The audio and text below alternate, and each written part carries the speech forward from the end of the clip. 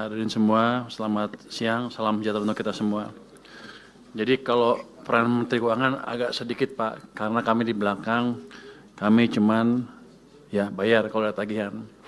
Yang kami tahu kan selama ini satu pintu lewat BNPB, harusnya sih kita anggap lancar tadinya. Tapi saya baru tahu bahwa sebelah saya punya utang banyak rupanya. Bapak kalau ngutang jembatan jaminannya apa? Ya tentara Pak.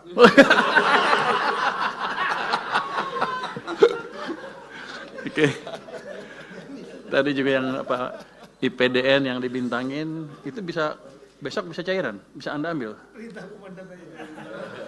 Itu mau kapan di deploy-nya?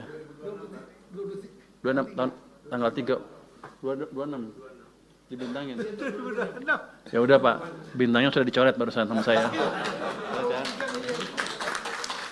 Kecil tuh.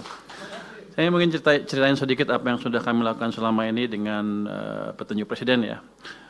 Kami sudah melakukan percepatan penyaluran dana darurat, ini perintah Presiden, total dananya 268 miliar, yang 3 provinsi, 52 kabupaten kota yang terdampak, yang ini program Pak Presiden 4 miliar per kabupaten kota, dan 20 miliar per provinsi, itu sudah dicairkan semua Pak, harusnya sih, sudah dicairkan waktu itu. Yang kedua untuk dana tanggap darurat atau dana tanggap darurat ya, kami sudah ada dana siap pakai dan cadangan bencana yang dikoordinasikan oleh BNPB. Jadi kita selamanya tahunya satu pintu karena kami pusing kalau ada banyak pintu Pak. Jadi BNPB minta kami cairkan. Jadi, ya, lu nagih juga ke gua? BNPB ya? Enggak. Langsung. Gue bayar gak? Makanya nggak dibayar. Pusing-pusing uangnya dalam. Oh. Nggak minta tambahan. Terjalan terus ya. Jadi dana siap pakai itu dialokasikan untuk 3 provinsi terdampak, cukup banyak. Sudah berapa ratus miliar yang asli yang di anggaran asli BNPB-nya.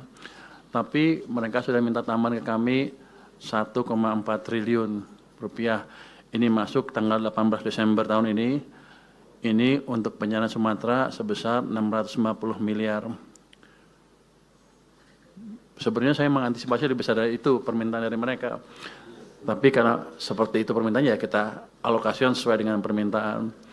Sekarang masih ada tersisa siap pakai 1,51 triliun Pak.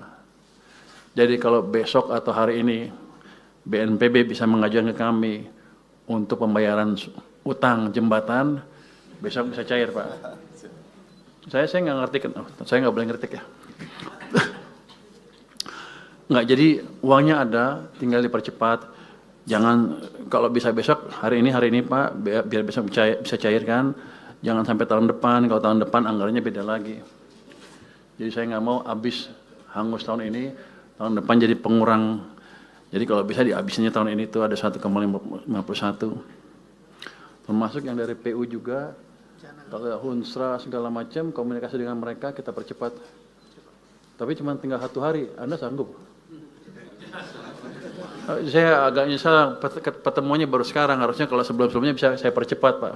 Karena selama ini saya nunggu, saya selalu heran kenapa permintaan tambahnya lambat dan sedikit. Hitungan saya lebih besar dari itu. Tapi kan karena saya emang di belakang Pak Ketua ya, kita tunggu. Jadi mungkin itu bisa dipercepat kalau mau Pak. Kalau hunian sementara dan hunian tetap, Hunsra dan Huntap. Huntara dan Huntap itu untuk tahunnya juga kalau udah ada yang dibangun ya bisa di-charge ke kita cairkan melalui channel BNPB tadi. Karena saya pernah ditanya sama Istana, gimana penyaluran Anda? Saya tahunya satu pintu lewat BNPB, yang lain kita nggak ngerti. Takut kebanyakan jalur Pak, kita nggak bisa verifikasi. Jadi dana masih ada 1,51, kalau bisa dicairkan cepat, dipercepat Pak Menteri, Pak ini. BNPB juga hanya dukung makan Pak, nggak ada beli barang, pengiriman semua, nggak ada. Bapak nggak minta kali? Waduh, saya udah minta semua orang bang, nggak ada yang kasih. Kira kondisi kan? Siap. Enggak, yang masih ada 1 hari kalau bisa diambil, diambil. Yang sehari ini besok saya carikan langsung begitu ada suratnya dari BNPB. Oh, cuma makan doang? Makan aja pak. PU juga ngasihnya makan doang. Oh, lu pelit juga lu. Barang dari kita ya. Lu jangan gitu. Lu BNPB kasih gue kasih duitnya. Jangan. Ini dari gue gitu. Jadi kita siapkan. Di samping itu untuk memanfaatkan APBN 2026 untuk pembangunan kembali daerah terdampak ada estimasi kan 51 triliun. Tadi saya dengar hampir 60 malah. Jadi kita sudah alokasikan itu dari penyisiran dana, tapi nanti kita lihat seperti apa penyalurnya di KL dan sebagainya. Nanti saya akan tunggu masukan dari Satgas apa tuh? Satgas ya? BNPB, bukan BNPB, katanya mau saya nggak tahu. Pokoknya kalau ada Satgas atau BNPB sesuai dengan perintah Presiden, kami siap. Jadi dana untuk sini, untuk Aceh dan daerah terkena bencana, itu kami siapkan dan tidak kami ganggu. Tadi ada permintaan untuk apa? Supaya nggak dipotong ya. DAK-nya atau transfer ke daerah ke sini. Ini kan Aceh terkena bencana. Kita lihat sih kalau 2026 anggarannya turun sedikit itu. Tadi Pak Bupati minta jangan dipotong, gitu ya. Ini saya tanya tadi ke staf saya, itu yang motongin saya, yang mutusin saya bukan. Rupanya mesti minta izin dulu ke Pak Presiden.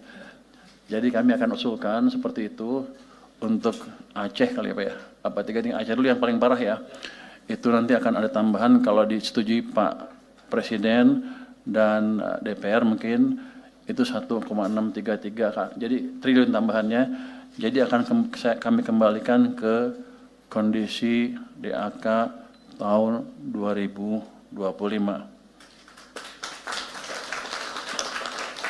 Harusnya nggak ada masalah, ini kan daerah bencana ya.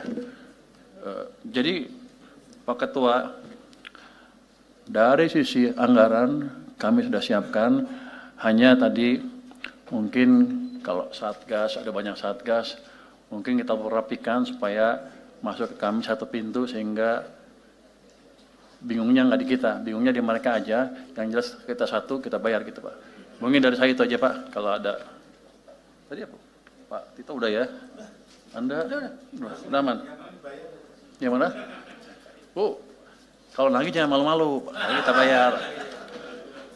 Jangan, jadi saya tadi komentar dia pakai tentara untuk bangun di mana-mana kan.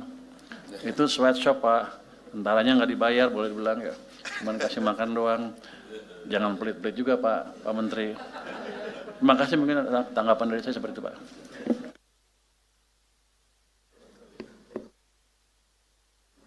Baik, terima kasih. Jadi saya cuma menanggapi dari Menteri Keuangan bahwa karena kami yang di DPR itu yang membantu melakukan penganggaran, jadi kita tahu persis bahwa di 2026 itu bahwa kementerian dan lembaga ini seperti PU, Kementerian Sosial dan Perhubungan misalnya, itu dana yang bisa dioptimalkan untuk daerah-daerah bencana yang terdampak seperti Tamiang, Aceh Besar dan lain-lain itu bisa dimaksimalkan.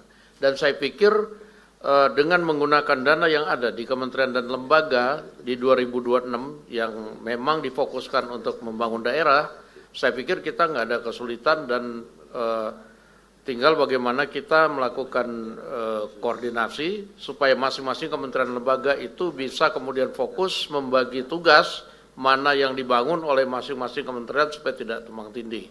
Dan kemudian jangan sampai kemudian ada yang sudah bangun tapi kemudian bingung sumber pembayaran dari mana. Karena ini kan kita uangnya ada sebenarnya Pak Menteri.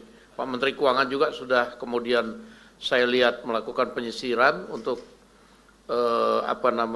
cadangan sehingga tidak ada alasan bahwa kemudian penanganan bencana di daerah terdampak ini tidak dengan skala nasional. Itu harus bisa karena anggarannya cukup menurut saya.